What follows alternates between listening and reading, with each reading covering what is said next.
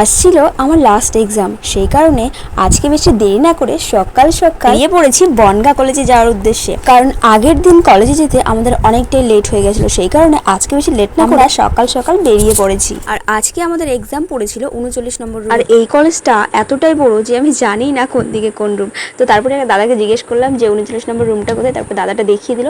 তো দেন আমরা রুমে গেলাম, রুমে গিয়ে দেখি পুরো ক্লাসরুম ভরে গেছে। তারপরে আমরা ফার্স্ট বেঞ্চে বসেছিলাম। কেন আমাদের সাথে এরকম যতবার ভাবি যে আমি সবার আগে গিয়ে লাস্টের দিকে বসবো, ততবারই আমার সাথে এটা হয়, আমি ফার্স্ট বেঞ্চেই জায়গা পাই গিয়ে। তারপর কোনো মতো পরীক্ষাটাকে টাটা দিয়ে এবার বেরিয়ে পড়বো কলেজ থেকে। আর আজকে কিন্তু রোদের তাপটা মারাত্মক ছিল। আমার না আমার আছে তো সেম সেম বাট ডিফারেন্ট। তো আসার সময় দেখি রাস্তাতে একটা রুমাল পড়ে আছে, যেটা পুরো সেম টু সেম আমার রুমালের মতো।